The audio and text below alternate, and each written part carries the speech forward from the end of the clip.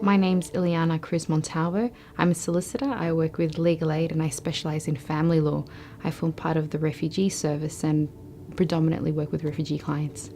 So when we talk about family and domestic violence and women in general, everyone experiences barriers, but particularly migrant and refugee women, we need to take into account the context, the history, the trauma, and that's another layer of complexity in itself.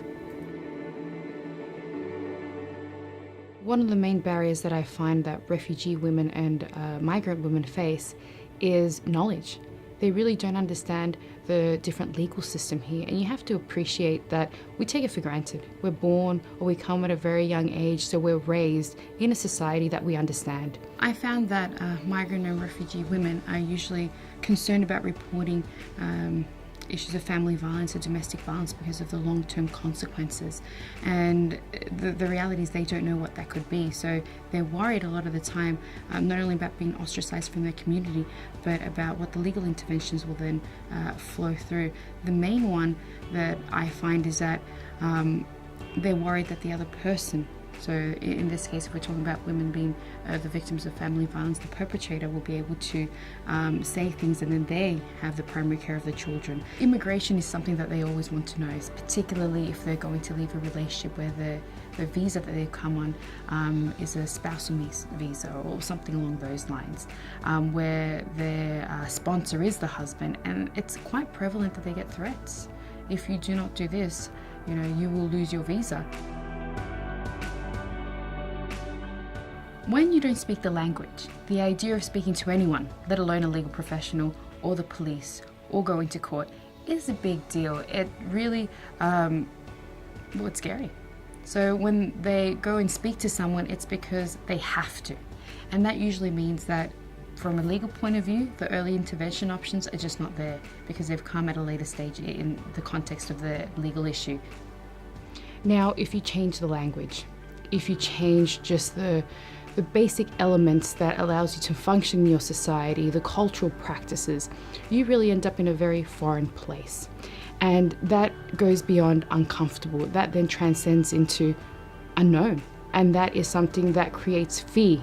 And when we're talking about fear, I guess the word that I say is debilitating. Fear of not understanding or misinterpreting the information that's been provided to them is a big barrier. Well, when clients come to see me, they normally want assistance. And when I talk to them about, the advice, what their options are, and then I say, what you need to do is fill this form out, their face just, goes blank, going, I have to do this. How am I going to do this? They're not telling me this, through the interpreter or in English through themselves. But you can just tell their body language changes.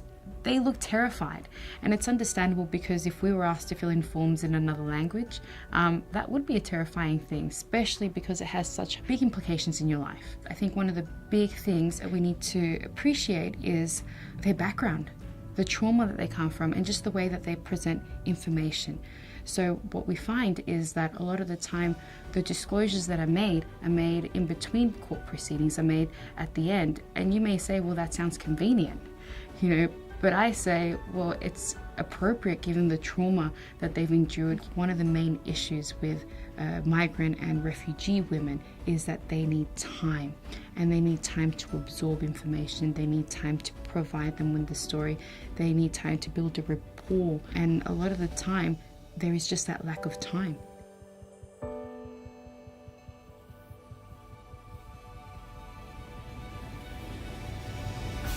I think the national framework is a good read when someone's looking at finding information about barriers to specific sections of our community and their access to justice. It provides a good framework. Living in such a multicultural community has great benefits for the wider society, but it also presents great challenges. And I think if we meet these challenges, it's best for everyone.